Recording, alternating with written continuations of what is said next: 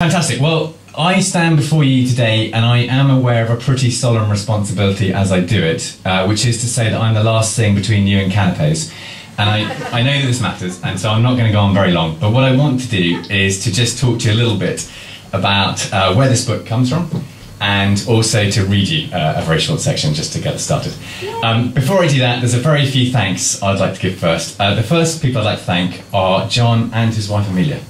It's been a real journey getting this book to this point, but one of the high points in that journey was going to sup with them and talking about my writing which they'd read. And all I'll say about that really is that no matter how long I write or how many books or how many readers I end up getting, I don't think I'll ever have a better experience of meeting a reader than I had that night talking to you both. So thank you very, very much for that. And as that journey has continued, Fiona as well, I'd reiterate everything John said about Fiona. Thanks to her and thanks to Natalia as well, and everyone who's had a hand in helping this book come together. Speaking of which, thank you so much to all of you who are here tonight, and thanks to friends and family in general. Writing's a bit of an unusual, solitary sort of craft, and it's very nice to feel supported as you do it. And I think from friends and family, I've always had that very easy, gentle kind of support that's mostly expressed in the form of mockery. As I was preparing tonight, it did suddenly occur to me maybe it's just mockery, but I cherish the illusion it's support, so please don't shatter that tonight if you would, that would be much appreciated. And finally, on this business of thanks, I should thank the 4 people to whom this book is dedicated. My mother and father, Moana and Daniel, my brother Henry, and my wife Abigail. I'm not going to embarrass them by attempting to list in front of you all their virtues. I've tried to do it a little bit in the back of the book, so you can turn to the end and see what I've said. But all I would say is I couldn't have done any of this without their support. I'm hugely grateful to Moana and Daniel and Henry for that. And to Abigail for support, and also for the sheer creativity and imagination she has so kindly lent to me while I've been writing this book. Every good sentence I've ever written, owes a great deal to her, and all my writing does, so I just want to register those thanks. Alright, so that moves us on to where this book comes from, and then I'll read you a short section. I am, I think, one of those people who always was going to write books. In the sense, I used to think about it when I was young, I used to write stories when I was young, and when I look back at some of the things I wrote when I was young, it really is true, they are absolutely remarkably odd. I think that's the one thing I would say. I did write, as a young man, a very poignant coming-of-age story, which was told from the point of view of a trout. It made a real difference to me. You know, the thought still brings a lump to my throat, but it was unusual. And I remember writing something else as well, and it was set at sea, and I was determined, absolutely determined, that the sea was milky white. Now, I've never seen a milky white sea. I don't know what a milky white sea would look like, but it sounded good, so I stuck with it. There it was. I wrote it, and there are memories, I can say, that I'll look back on from those days. As for this book, though, where this book comes from, I have to just give you a picture, really. And the picture is of an evening. Now, there are lots of lovely words for evening. You've got that crepuscular time, you've got twilight, dusk, the gloaming. And that's what I saw. And it was outdoors, and it felt quite old. There was maybe a wooden 5-bar gate covered with moss, and the air had that sort of greenish smell to it. And all the light was fleeing from the land and fleeing up to the sky. And in this picture, there was a woman. And it was a woman with no illusions, saying goodbye to someone for the last time. And that's really where this book started, just from that one picture. And that's how it works for me. Scenes which merge into one another and develop and begin, but that's the first place it began from. That picture, that woman, and that evening. So that fed very much into the book here. The other things that went into it, well, one of them is a motorway. It's called Central Reservation, as you can see. There's a motorway, it's set on a farm, there's a motorway that runs across the edge of the farm, and the central character, Holly, spends time going to this motorway, and she spends time sitting in the central reservation of this motorway, spends time there. And it's a very special place for her. And it's also quite a symbolic place, because she has a central reservation of her own, in many ways. And I do think motorways are amazing places in some ways. I think there's something about them. You've got all of these people on one section of motorway, a crowd, but they're so separated from one another, and they're in the middle of running away. They're going there not to be there, but to go somewhere else. And as an image of loneliness, which this book is partly about, it really struck me as quite significant, this idea of connections between people and there weren't connections. And so that's in this book as well to a degree, though I will say it's mostly there for one very important reason, and that is that I used to drive an MG. Now, I love MGs. I won't hear a word said against MGs. And one of the best things about MGs is you do get to spend a lot of time on the hard shoulder. And I spent a lot of time on the hard shoulders of roads. And on one of these occasions, I was there and I was looking up, and behind the road there was a house, isolated, completely alone, totally lonely. And yet right at the foot of it was this motorway with thousands of people passing every day. And it struck me, what would it be like to live in that house? And so that came into this book a bit. Another breakdown, another day, I was walking around on the verge, because this time I was quite used to what I was doing, and I wasn't sitting by the car going, I was thinking, oh, another one, I should explore and enjoy myself. So off I went. And the ground there was really odd, the plants were odd, it was an odd bit between a barrier and the road, and I kept thinking, it would be so weird to come across someone who came here, who came and was maybe lying in the grass, so close to all of these cars. And of course I'd already met this woman in this scene by the 5-bar gate, and so I knew who I might come across, who I might encounter there. And that also started to come together, this idea that someone would sit so close to a road like that. So that's part of the book as well. The final thing I'd say before I start reading really is that there's one other thing I wanted to get into this book, and that's 2001 and what happened in that year with the foot and mouth epidemic. It really struck me as a remarkable time. I'd spent a lot of time in a dairy farm when I was young, and we were watching those images, those extraordinary images of the fires and the burning and the smoke, and an environment I felt I knew. And it seemed so apocalyptic, seeing these piles of animals with their limbs stretched into the air and all aflame. And yet there's something incredibly curiously phlegmatic about these white-suited men who just wandered around and dealt with this business. And a lot about that image really struck me.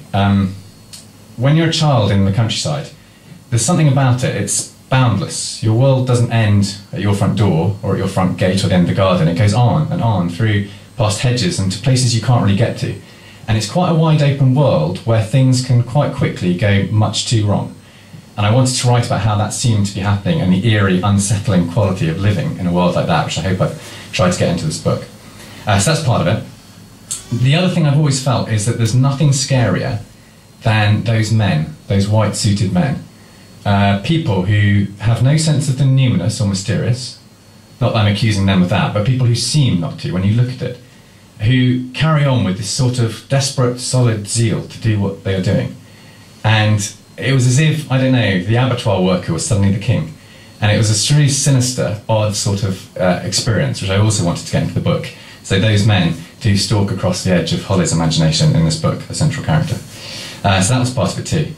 And I think the last side of it that I wanted to get across was that I was watching those pyres burning, and it just made me think of the dead and hauntings and being surrounded by the dead. And I realised I wanted to write a ghost story. That's exactly what I wanted to do. But I didn't want it to be a ghost story in a haunted house, you know, with a creaky staircase. I wanted it to be outdoors. Because the times I felt most haunted in my life are walking down a country lane. And you just have that sudden thing on a quiet, still summer's day that there's hundreds of people walking down the same lane with you. And so I wanted to write that kind of ghost story, which again is what's gone into the book. Through all of those things and all of those aspects, there's always been this person. I kept calling her a woman, and I've mentioned Holly. It's the central character of this book. Now, this was my only difficulty, I have to say. I knew this character very well. She was 42, she was a librarian, she had dyed red hair, she had black clothes. I could even see her moving. She had this odd, dainty sort of movement, like a stagehand, moving furniture on stage. And I could completely see it, and I got really excited, and I knew that she had some event in her past that connected to the world of the dead, and I started writing, and it just wasn't quite there, and I kept kind of going out of focus. And I suddenly realised this 42-year-old librarian, this person, was not quite real. She was a figment from some future, because the person I was writing about was the person who had that experience in her past when she was 13, when there was an accident and her twin sister died, and that same day she met her twin sister's ghost. And I suddenly realised that was a story, and it completely fell into place. And that's Holly's story that I've tried to tell in this book. Holly and her escape, her attempts to escape from the ghost that haunts her while the pyres are burning all around her. So that's really where this book is from. All that remains for me to do before I release you is to just read you a short section, if you will indulge me in that. Let me just explain about this section before I read it. This book is sometimes quite dark. It's about somebody dies, and it's about loss, and you've heard a lot about burning animals and everything else. And yet I'm very pleased that on the back it says it's a comedy. And it is. And I know you might not believe me, look at me, you'll be thinking, right. But that's the idea. It's supposed to be funny. I will use that word. It's supposed to be darkly comic. It's supposed to be sad, but not bleak in the slightest. So I will just stress that, and the reason I stress it is because what I'm about to read is one of the darkest sections. Because I thought, you know, it's a ghost story, I've got to read you the bit where they meet the ghost. So what you're going to hear is the bit where Holly, central character, meets the ghost of her sister for the first time. And it seemed to me suitable for, you know, it's the day after Halloween. So we're going to go for the darkest parts of the ghost story with this quick disclaimer. It gets a lot funnier straight after, honest government. What do you need to know? The accidents just happened that morning. Holly's sister, who's died, her twin sister is called Yvonne. So we're hearing about Holly, and she's going home with her mother Belinda to the isolated farm where they live. Now, Holly's father died some time before, so this really is a family that's been halved. And we're left with Holly and Belinda, the people who remain. And this is the part where Holly realises that though she's been freed from the twin sister she's always found this strange connection to, she's still not quite alone. Holly looked out of her window as she and Belinda drove home. It had been getting dark by the time they'd left the hospital, and as they drove along the lane leading to the farm, the open hillside was lost in blackness. Then the hedges rose up on both sides of the lane, so close that their branches rattled on the windows, and Holly looked instead down a tunnel of green that enclosed them, pale and washed out in the headlights. Belinda was smoking a cigarette. She normally pretended she didn't smoke in the pickup, even though Holly and Yvonne... Holly's throat closed and her chest hurt. It had always been Holly and Yvonne, but not anymore. Now it was just plain Holly. Could smell smoke the minute they got in and wouldn't have minded. Belinda started smoking faster as they approached the gate, and Holly knew why, because this was where she and Yvonne always argued over whose turn it was to get out and open it. As the pickup slowed, Holly knew she should say something wise and gentle and kind, but she couldn't think of anything.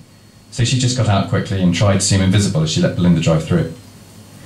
When she got back in, she thought that Belinda was crying. The spot of a tear stained her cigarette and her face glistened. Somewhere dark inside, Holly realised that she was the only person who might be able to help Belinda. She shrank into a big wax coat covered in dog hairs and stared into a long, bleak future. She had no idea how to begin, how they'd ever properly talk about this. They hadn't really talked when Daddy died, though that was different because Yvonne... Holly swallowed. Because Yvonne had been there too. Now it was just her. Holly told herself that it had to be possible. There had to be some way she could find to comfort Belinda, and she tried not to think about who that left, if she ever needed comforting herself. They reached the end of the drive. As they turned into the yard, the headlights passed over the front of the house, and Holly stifled a cry. Yvonne was standing by the huge front door.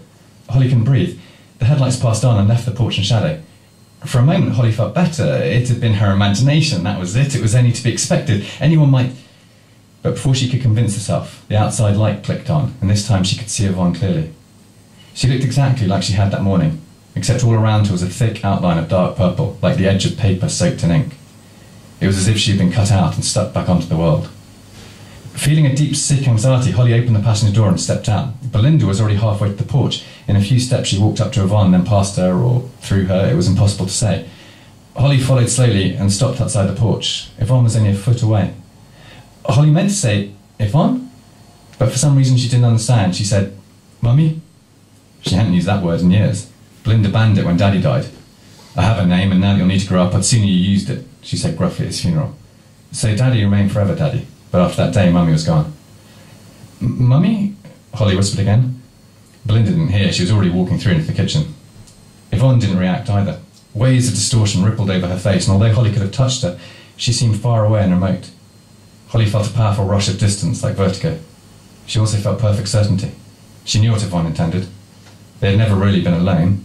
Why should that change now Yvonne was dead? Her ghost wasn't going anywhere. Holly stared at Yvonne's face in dismay. Beyond her, the open door of the house led into darkness. The light had never worked in the hall.